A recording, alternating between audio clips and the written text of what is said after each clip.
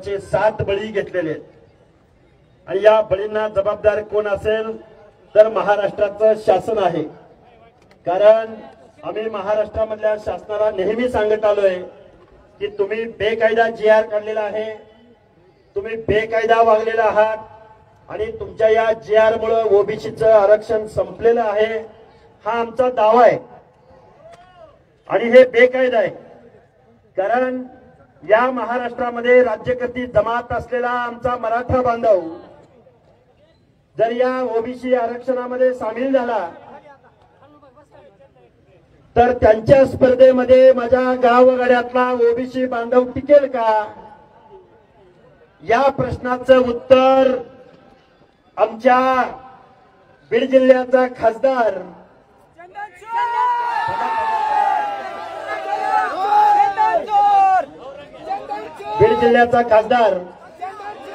कशाला नाव घ्यायला एवढा काय महान नाही।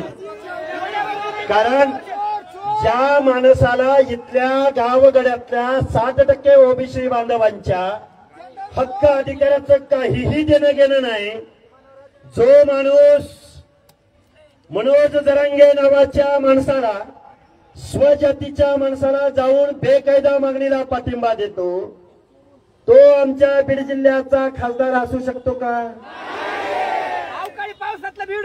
अवकाळी पावसातलं बेडूक, पाऊस गेला की बेडूक कुठे जात? त्यामुळे आता काय आपण संविधानाची भाषा बोलणारी माणसं आहे। पण गेल्या 2-4 दिवसामध्ये आता बघा कळमनुरीमध्ये लाखोंचा मोर्चा घेणारा ऍडव्होकेट रवी शिंदे साहेब इथं उपस्थित आहेत। रवी शिंदे साहेब हात वर करा। आणि आता इथली सगळी मंडळी आहेत, आता विचारपीठावर अनेक मंडळी उपस्थित आहेत, हे सगळे बिनीचे शिलेदार आहेत। आमचे आगाव सर असतील, माऊली शिरसाट सर असतील, ढाकणे सर असतील, आमचे अरे बळीराम तात्या खटके असतील, लय जरा आगाऊपणा करतोय सुमंत भैया, अरे लय खूप माणसं आहेत, बळीराम तात्या खटके, पवन भाईची भाषा त्यांना समजते। हो हो हो हो, अरे सगळीच माणसं हे बघा गावगाड्यातली माणसं एकत्रित झालेत।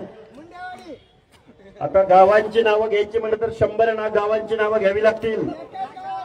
पाऊस आलाय आणि इथं उन्हामध्ये सगळी माणसं बसलेली आहेत, 4 शब्द संवाद साधू। अरे शिव्या द्यायची म्हणल्यावर आमच्याकडे पलट नाही शिव्या देणाऱ्यांची। काल एक कोंडरे का फोंडरे नावाचा माणूस म्हणला 11 जणांची टीम बनवल्या आणि लक्ष्मण हाकेंना रस्त्यावर ठोकायला 11 जणांची टीम बनवल्या। अरे कोंडरे, तू मुंगी मारली का कधी आयुष्यात? तुझ्या मारली का मुंगी? तुझ्या तोंडावरची माशी उठत नाही आणि तू म्हणतो लक्ष्मण हाकेला ठोकायला 11 जणांची टीम बनवली। आता खरं तुझं नाव घेऊन तुला मोठं करत नाही मी, पण आमची गावगाड्यातली पोरं आहेत ना, तू कुठे येणार, कधी येणार, केव्हा येणार ते आम्हाला सांग। कारण गावगाड्यामध्ये आमची संख्या 50 ते 60% आहे।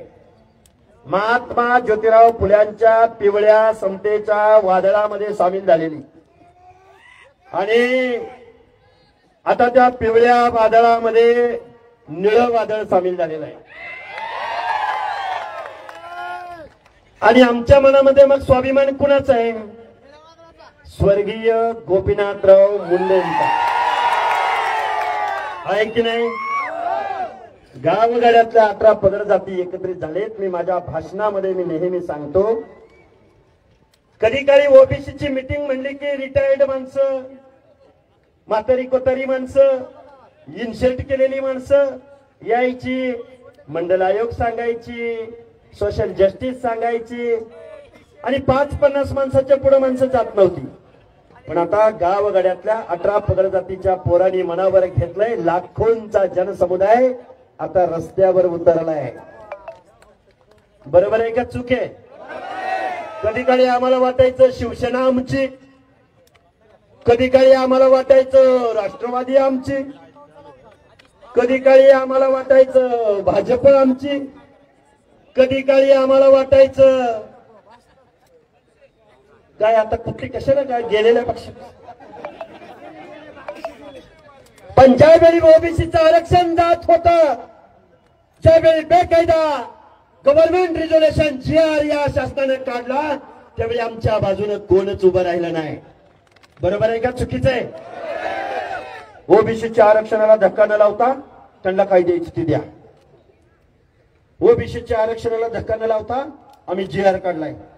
अरे काल परवाच मराठवाडा मुक्ती दिन साजरा झाला. ज्या जुलमी अशा निजामी राजवटीला आमच्या मराठवाड्याच्या जनतेने हाकलून लावलं, त्याच निजामाचा पुरावा घेऊन गावगाड्यातलं आमच्या ओबीसीचं आरक्षण संपवलं जात आहे. मराठवाडा मुक्ती दिन काल परवा झाला, पण हैदराबाद गॅजेटियर घालवायला तुम्हाला आम्हाला रस्त्यावर उतरावं लागणार आहे. उतरायचं का नाही उतरायचं? गावगाड्यातला माळी, साळी, कोळी, तेली, हटकर, धनगर, सनगर, वजारी, लोणारी, परीट, गुरव, घडशी, नाभिक, सुतार, लोहार, कुंभार, बेरड, बेडर, रामोशी, वडार, बेलदार, माझ्या मुस्लिम समाजातला छप्परबंद, शिकलगार, बागबान, कासार, तांबोळी, तेली, लिंगायत, बंजारा, सांगा सांगा कोणाचं नाव राहिलं असलं तर खालनं आलं पाहिजे. नाव संवाद साधतोय. कोण राहिलं? कोण? वडार, बेलदार, सोनार, शिवसंघटना, हा अजून कोण? SC ST घेतलं ना नाव? नाभिक संघटना, जेव्हा महाले, शिवा काशे. बरोबर आहे का चुकीचं आहे? हे का बोलतोय? अरे गेली कित्येक वर्ष झालं आम्ही, गेल्या 2 वर्षापासून या महाराष्ट्राला संविधानाची भाषा आम्ही समजावून सांगतोय. अरे इथला आमदार, खासदार, इथला एकही माईचा लाल आमचा आवाज ऐकून घ्यायला तयार नाही. आणि काल परवा शरदचंद्रजी पवार म्हणलं, कुठे म्हणलं? कोल्हापुरात. महाराष्ट्रातली सामाजिक वीण उसवत्या. काय उसवत्या? वीण उसवत्या. म्हणजे ओबीसी बांधवांनी गप्प बसायचं? ओबीसी बांधवांनी त्याची झोपडी उद्ध्वस्त होत असताना गप्प बसायचं? शरदचंद्रजी पवार ज्या मनोज जरांगेच्या बेकायदा मागण्यांना तुम्ही पाठिंबा दिला, तो राजेश टोपे, बळीराम तात्या, त्याचा तुम्ही करेक्ट कार्यक्रम केला. अजून थोडा आपण वेळ दिला असता ना, तुम्हीच आमदार झाला असता. करेक्ट कार्यक्रम होईल. आहे वेळ, अजून अनेक निवडणुका येणार आहेत. सुमन धस साहेब, काळजी करू नका. केज असेल, गेवराई असेल, आता किती नावं घेऊ? 5-6 मतदारसंघ आहेत या बीड जिल्ह्यामध्ये. अरे माजलगाव,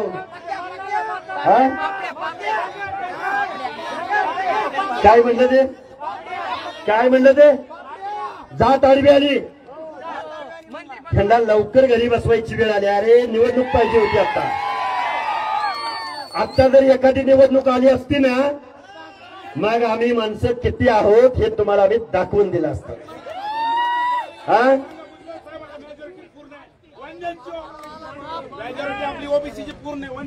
फक्त मोर्चात येऊन चालणार नाही. निवडणुका आल्या की 2 मिनिटं 1000 रुपये मध्ये मत द्यायचं का कुणाला? 2000 रुपये मध्ये मत द्यायचं का कुणाला? दादा आलत गोंगड्यावर बसलं, दादा आलत पोत्यावर बसलं, आमच्या वस्तीवर आलं होतं, आम्हाला समाज मंदिर दिलं, आम्हाला पानंदीचा रस्ता दिला. चालेल का? त्यांच्या बापाच्या घरचं पैसे आणलं होतं का? तुमच्या आमच्या कररूपी टॅक्स मधून मुंबईमध्ये ज्या तिजोरीमध्ये निधड्याचा घाम गाळून काबाड कष्ट करणाऱ्या माणसांच्या कष्टाचा पैसा ज्या मुंबईच्या तिजोरीमध्ये गेला, त्या तिजोरीचा मालक कोण झाले? हेच आमदार, हेच खासदार, हेच वतनदार, हेच जागीरदार, हेच कारखानदार, हेच दूध संस्थांचे मालक, हेच डीसीसी बँकांचे मालक गावच्या पॅनल प्रमुखापासून ते मुंबईच्या मुख्यमंत्री पदापर्यंत. आणि जरांगे म्हणतो आमचं खाल्लं, आमचं खाल्लं, आमचं खाल्लं. तुझ्या बापाचं खाल्लं. अरे चोंग्या म्हणतो आमच्या गॅजेटला, आमच्या जेआरला चॅलेंज केलं तर आम्ही मंडल आयोगाला चॅलेंज करणार आणि म्हणणार दिल्लीला चाललो, दिल्लीला. अरे बेट्या तू जा दिल्लीला. देशामध्ये ओबीसी किती आहेत माहितीये का? देशामध्ये देशाचा पंतप्रधान कुणाच्या शब्दावर ठरतो माहितीये का? मग देशाच्या लोकसंख्येमध्ये तुझी संख्या दुर्बिणीनं शोधावी लागेल, दुर्बिणीनं. अरे आम्ही महाराष्ट्रामधली 18 पगड जातीची माणसं, छत्रपती शिवाजी महाराजांच्या रयतीची माणसं आहोत. अरे शिवाजी महाराजांचं स्वराज्य निर्माण व्हावं म्हणून आम्ही जीवाची कुर्बानी दिली.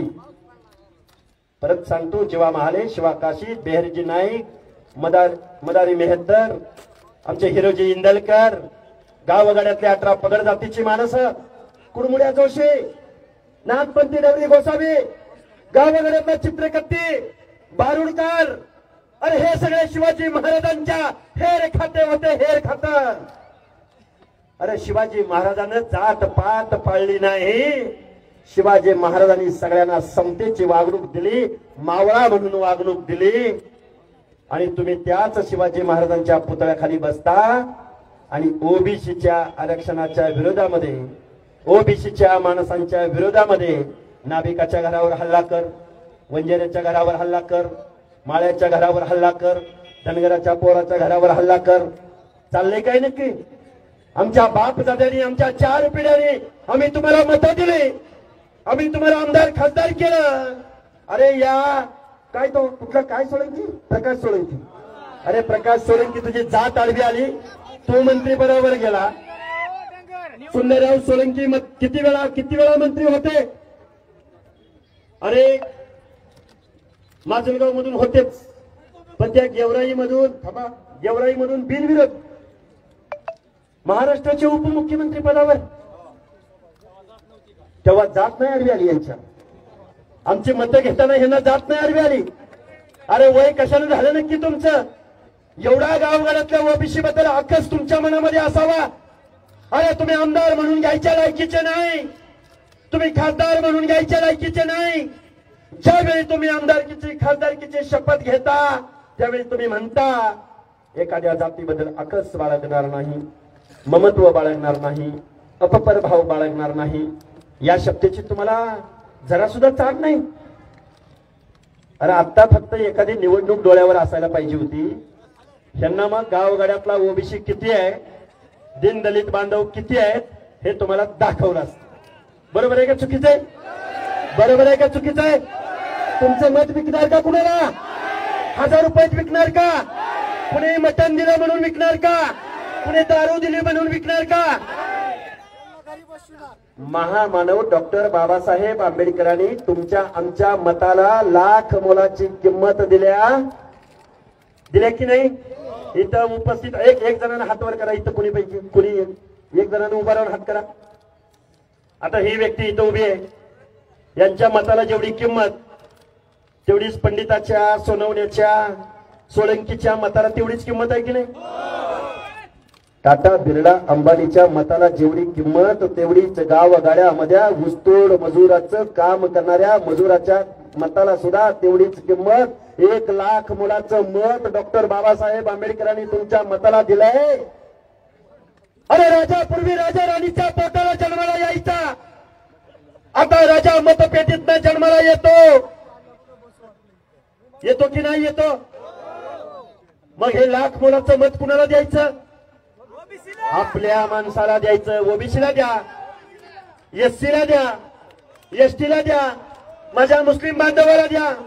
पण ज्या हरामखोर अवलादीने तुमचं आमचं आरक्षण जाताना तोंडातनं बेशब्द काढला नाही त्या माणसांना तुम्ही मत देणार का? मत देणार का? मत देणार का? काय आता आपल्याला तुटायची बारी आली. किती वरडायचं? थांबा की या बीड जिल्ह्यामध्ये वंदनीय गोपीनाथराव मुंडे यांच्या आशीर्वादानं अनेक जण आमदार झाले, अनेक जण खासदार झाले. झाले की नाही झाले? झाले की नाही? बेईमान झाले, बेईमान झाले. अरे आमदार खासदारांना बेईमान कसं म्हणायचं? झाले की नाही बेईमान? मग तुम्ही आम्ही एक व्हायचं की नाही व्हायचं? व्हायचं की नाही व्हायचं? वंदनीय गोपीनाथराव मुंडे भगवानगडावर ऊसतोड मजुराच्या दसरा मेळाव्याला गेले तर तो ऊसतोड मजूर म्हणायचा. मुंडे साहेबांना लय लोकांनी प्रश्न विचारले. मी नेहमी सांगतो माझ्या भाषणामध्ये, मुंडे साहेब अहो 2 मिनिटं 2 मिनिटं 2 मिनिटं. अरे थांबा थांबा थांबा थांबा घेऊ. अरे सबका हिसाब होगा बराबर होगा, बराबर हिसाब होगा. शिव्या द्यायची वेळ अजून आली नाही. ज्या दिवशी शिव्या देऊ त्यावेळी यांच्या अंगावर कपडे पण राहणार नाहीत. विषय असा आहे, अरे गोपीनाथराव मुंडेंना प्रश्न विचारायचे. मुंडे साहेब मुख्यमंत्री कोण सांगा आम्हाला करायचा.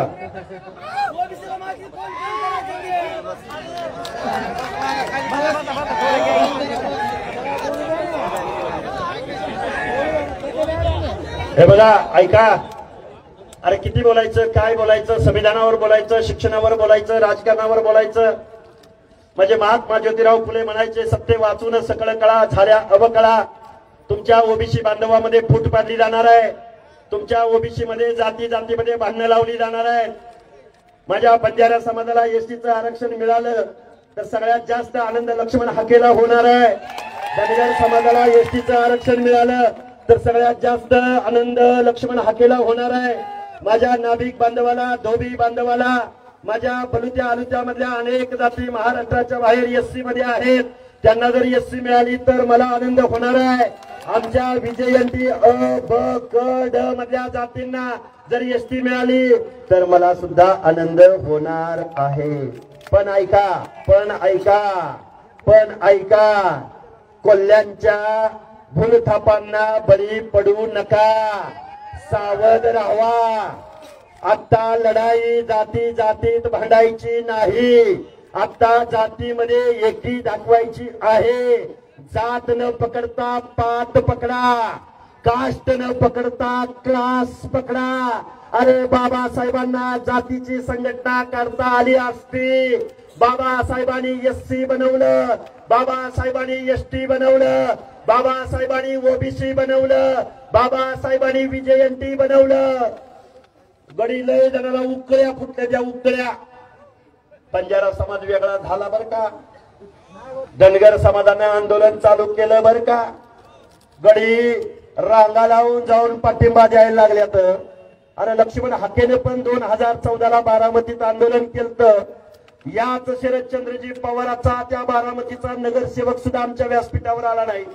आजपर्यंत एसटी आंदोलनाला बंजारा समाजाला पाठिंबा दिला असता तर बंजारा समाजाच्या घरावरती आजपर्यंत पत्र राहिलं नसतं.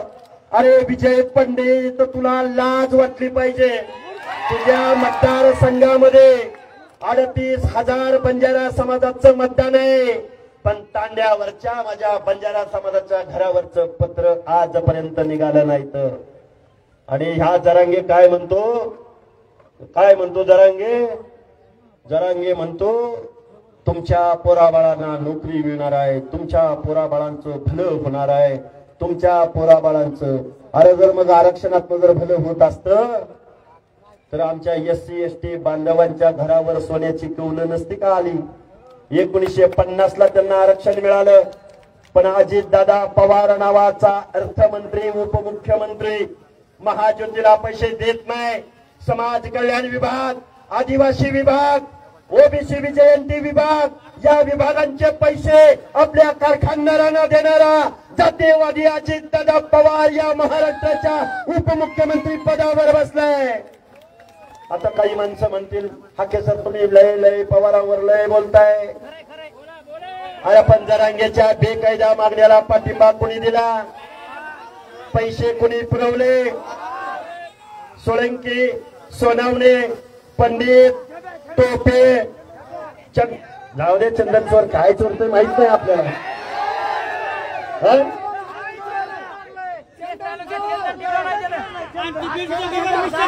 हे बघा ऊन खूप झालंय, खूप वेळ झालं तुम्ही इथं बसलेले आहात. हे बघा बीड मध्ये मोठ्या मोर्चाची घोषणा होणार आहे, पण तारीख आज सांगत नाही मी तुम्हाला, कारण अनेक तारखा आहेत. थांबा, नांदेडला पण तारीख आहे त्याच दिवशी. एकाच दिवशी 2-2, 4-4 घ्यायचे का आपण? नाही चालणार. मी साहेबांशी बोलतो, तुम्ही टेन्शन घेऊ नका. गावगाड्यातल्या 18 पगड जातीची माणसं रस्त्यावर उतरतायत.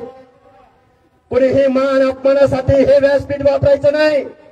कुणीही ओबीसी बांधवासाठी वेडं वाकडं बोलायचं नाही. कुणीही आपल्या एका वक्तव्यामुळे ओबीसी मध्ये फूट पडेल असं वागायचं नाही. कारण आपल्यामध्ये भांडणं लावली आजपर्यंत हे आमदार, खासदार, कारखानदार, वतनदार, दरकदार, जागीरदार झाले. अरे प्रत्येक तालुक्याला 2-2 गडी, हजार कोटीची मालकं. पंडित गेला की पवार येतो, सोळंकी गेला की जगताप गेला की सोळंकी, क्षीरसागर गेला की काय क्षीरसागर काय आपली मतं मिळणार का त्यांना? कुठे गेला आता? अरे जन्मानं ओबीसी असून चालेल का? कर्तृत्वानं सुद्धा ओबीसीच्या बाजूने, संविधानाच्या बाजूने ठामपणे तुम्हाला उभं राहावं लागेल,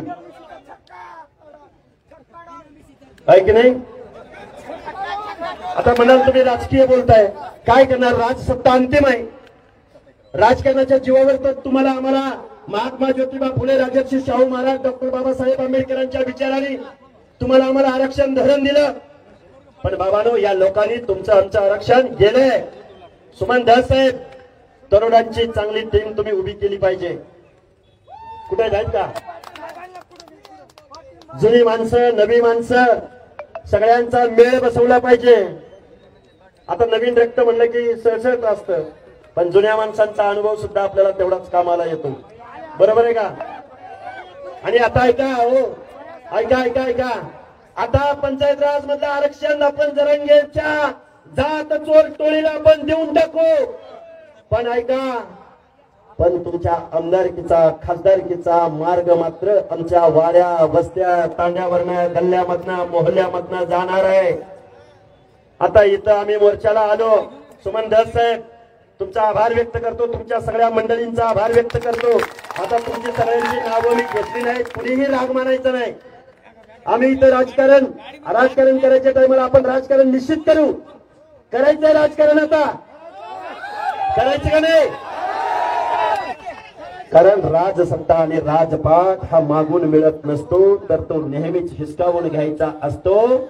प्रसंगी वेशीमध्ये छातीला धरून, गचुंड पकडून. अरे आम्ही मत द्यायला जन्म घेतला.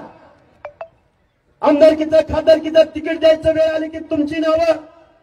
अरे लाख मोलाचं मतदान आमच्याकडे आहे. भलेही कारखाने तुमच्याकडे आहेत, पैसे तुमच्याकडे आहेत, पण मत आमच्याकडे आहेत की नाही? काय बुचोर? अरे तुम्ही जर सगळे एकत्रित आला काय होईल माहितीये का? बाबांनो, खूप काही बोलता येण्यासारखं आहे. मी या बीडच्या भूमीमधून मी तुमच्या समोर हे मनोगत व्यक्त करतोय. आता इकडे येत असताना आम्हाला अनेक फोन आले, तुम्हाला काळं फासलं जाणार आहे, तुमच्या गाडीवर हल्ला होणार आहे, हबूक होणार आहे, तबूक होणार आहे. अरे रात्रंदिवस आम्ही महाराष्ट्रामध्ये फिरतोय. अरे थांबा.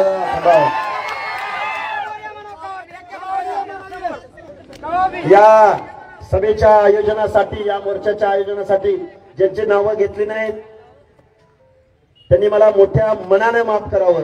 ज्यांची 4 लोकांची नावं घेतली म्हणजे हे या भागाचे प्रतिनिधी आहेत किंवा रात्रंदिवस मेहनत घेणारी पोरं आहेत. कल्याण केदार असतील, अक्षय गीते असतील, श्रीराम तांदळे असतील, प्रदीप भुले असतील, आबा तांबडे असतील, केशव भांगे असतील, सगळी मंडळी त्यांची. आता परत कुणीही राग मानायचा नाही, नाहीतर परत कसं आहे, आपल्या फायद्यात 300-350 जाती. प्रत्येक जण विकास भांगे खूपच आहेत. मग घ्या एकदा सगळेजण, मी सगळ्यांची नावं घेतो, काही अडचण नाही. 18 पगड बघा, 450 जाती आहेत तुमच्या आमच्या. 450 जातीच्या एका माणसाचं नाव घ्यायचं म्हटलं तर 450 नावं घ्यावी लागतील. हा लढा मान सन्मानासाठी नावासाठी नाही, तर हा लढा तुमच्या आमच्या हक्क आणि अधिकारासाठी. आता संध्याकाळी वडगाव ठोकला महाएल्गार सभा आहे. आता काही जण माणसं म्हणतील माणसं किती आली, कमी आली का, जास्त आली का? अरे आम्ही शोषित वंचित डोंगराच्या कुशीला काबाड कष्ट करणारी माणसं आहोत. डॉक्टर बाबासाहेब आंबेडकर बोलले होते, ज्या घरातील महिला चाऱ्याच्या आणि सरपणाच्या शोधात डोंगराच्या कुशीला जाते ते घर कधी सुधारलेलं असू शकत नाही. ऊसतोडी कोण करतं? तुम्ही आम्ही करतो. काबाड कष्टाची कामं कोण करतात? तुम्ही आम्ही करतो. तुम्ही आम्ही कधी एखाद्या डीसीसी बँकेचं 1 कोटीचं कर्ज घेतलं आणि बुडवलं असं झालं का? तुम्ही आम्ही कारखाना काढला आणि कारखाना दर वर्षाला शासनाकडून 50 कोटी घे, 40 कोटी घे, 30 कोटी घे. पैसे कोणाच्या बापाचे? तुमच्या आमच्या खिशात नाही. तुमच्या आमच्या ओबीसीच्या महाज्योतीला पैसे कधी मिळाले का? गोपीनाथराव मुंडे कल्याण महामंडळाला पैसे मिळाले का? महात्मा ज्योतिराव फुले आर्थिक विकास महामंडळाला कधी पैसे मिळाले का? नाही. ओबीसींना कुठं वसतिगृह मिळालं का? नाही. तुमच्या आमच्या लेकी बाळींना स्कॉलरशिप मिळाली का? नाही. जिल्ह्याच्या ठिकाणी ओबीसीचं एखादं वसतिगृह बांधलं का? नाही. मग याच अजितदादा पवारानं स्वतःच्या जातीसाठी पुण्यामध्ये सारथीसाठी काय बांधलं? ब्रहण महाराष्ट्र कॉलेज ऑफ कॉमर्स. 2 मिनिटं. ब्रहण महाराष्ट्र कॉलेज ऑफ कॉमर्स आणि सिम्बॉयसिस कॉलेजच्या मध्ये पुण्याची हार्ट ऑफ सिटी, पुण्याच्या शहराच्या मध्यभागी सारथीसाठी एखाद्या शहर मार्केटच्या बिल्डिंगला लाजबेल अशी बिल्डिंग उभी केली. छत्रपती संभाजीनगर मध्ये 3 बिल्डिंगचं काम चालू आहे. कोल्हापूरमध्ये बिल्डिंगचं काम चालू आहे. सारथीला हजारो कोटी रुपयाचा निधी वर्ग केला, पण महाज्योतीच्या पोरांना पीएचडीचं पैसे आजही मिळालेलं नाही. आजपर्यंत माझे पत्रकार बांधवांना माझी विनंती आहे, आजपर्यंत यापुढे शाहू आंबेडकरांच्या महाराष्ट्रामध्ये ओबीसीच्या सामाजिक न्याय हक्कांच्या योजनासाठी अर्ध्या लोकसंख्येला किती बजेट मिळायला पाहिजे? सामाजिक न्यायाच्या योजनासाठी किती टक्के मिळाले पाहिजे अर्ध्या लोकसंख्येला? अरे 54%, 10%, नाही 5%, 2%, 1%. अरे लाज वाटली पाहिजे तुम्हाला, लाज. ज्या हरामखोर अवलादीला तुम्ही निवडून दिलं त्यांनी तुमचं आरक्षण घालवलं, तुमचं बजेट चोरलं, तुमच्या आमच्या लेकरा बाळांचं शिक्षण सुद्धा होणार नाही याची तजवीज केली. हा महाराष्ट्र कोणाच्या बापाची जहागिरी नाही. हा महाराष्ट्र तुम्ही कारखानदारांच्या ताब्यात दिलाय, दारूचे कारखाने चालवणाऱ्यांच्या ताब्यात दिलाय आणि तुम्ही आम्ही आरक्षणासाठी मोर्चे काढतोय. हे कुठेतरी पुसलं गेलं पाहिजे. आता कोण तर म्हणतील यांनी शिवी दिली, यांची जीभ घसरली. लक्ष्मण हाके आता संविधानाची भाषा सोडून शिवराळ भाषेत बोलायला लागलेत. अरे आम्ही 2 वर्ष झालं बोलतोय, जरांगे आमच्यात लाकडं सांगतोय. आम्ही जर आमच्या अवकातीवर आलो तर जरांगेचं काय होईल? त्यांनी शिव्या दिल्या, जरांगे साहेब कडाडले, रस्त्यावर फिरू देणार नाही. याच्या बापाचा रस्ता आहे.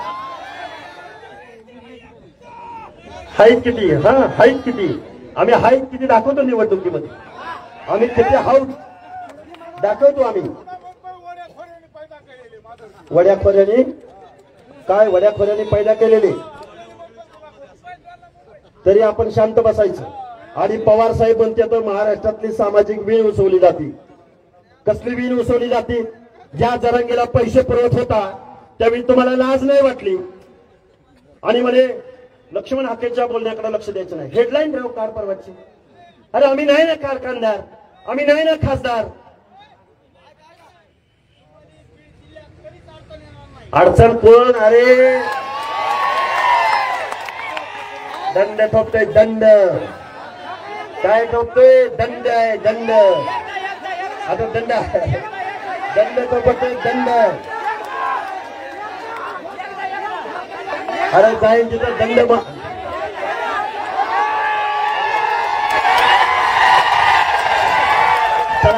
माझी तुम्हाला हात जोडून कळकळीची विनंती आहे, बाबांनो तुम्हाला आम्हाला एकत्र यावं लागेल. अशोक दादा नागरगोजे आले, सरपंच साहेब. आता हे बघा